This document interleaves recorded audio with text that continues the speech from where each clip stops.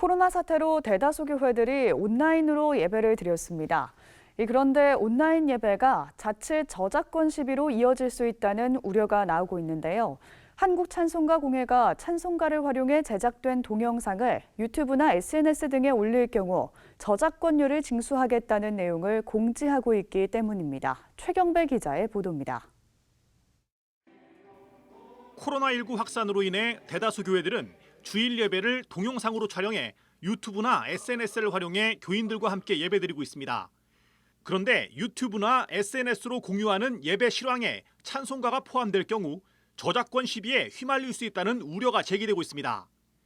한국찬송가공회가 인터넷 홈페이지에 공지한 저작권 사용 징수 규정에 영상과 온라인에 관한 내용이 담겨 있기 때문입니다. 21세기 새 찬송가 또는 통일 찬송가 곡을 사용해 영상을 제작한 뒤 유튜브나 SNS에 게재할 경우 곡당 1회에 한해 3만 원의 저작권료를 징수하겠다는 내용입니다. 코로나 사태를 계기로 온라인 예배를 처음 시도하는 교회들로선 저작권 관련 규정이 생소하고 조심스럽습니다. 음반을 낸다든지 악보를 판매한다든지 그런 부분들에 대해서는 저작권료를 냈거든요. 그렇죠. 근데 이제 이게 일반적으로 이 SNS에서 개별적으로 교인들에게 은혜 나누기 위해서 보내는 거라든지 개별적으로 저작해서 보내는 것들까지도 이게 시비를 건다는 건 문제가 있다는 거죠.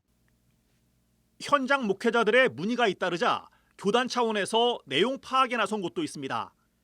한국기독교장로회는 최근 교단 홈페이지에 온라인 예배 찬송가 저작권과 관련하여라는 안내문을 게재했습니다. 현장 교회의 민원을 받고 한국찬송가공회에 문의해보니 코로나19로 인해 6월 말까지 저작권을 적용하지 않기로 했다는 내용입니다.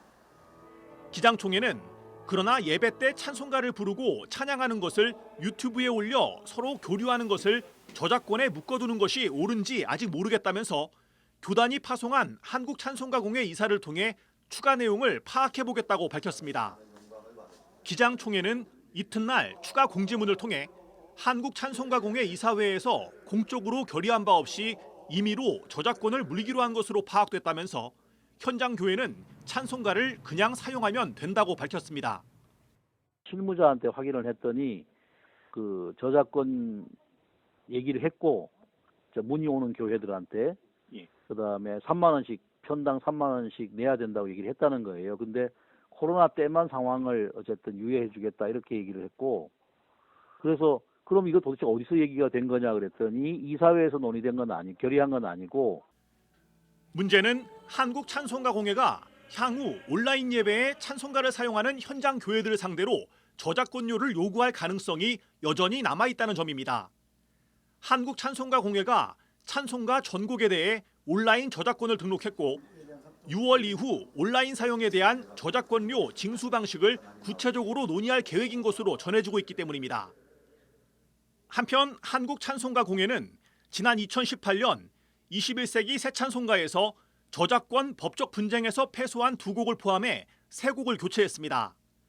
찬송가의 원 작곡 작사자가 자신의 저작권을 한국찬송가공회에 무상 양도하는 것이 찬송가 수록의 원칙인데 저작권 소송에서 2곡이 최종 패소했기 때문에 다른 곡으로 교체했다는 겁니다.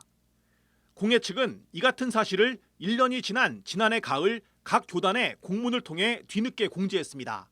CBS 뉴스 최경배입니다.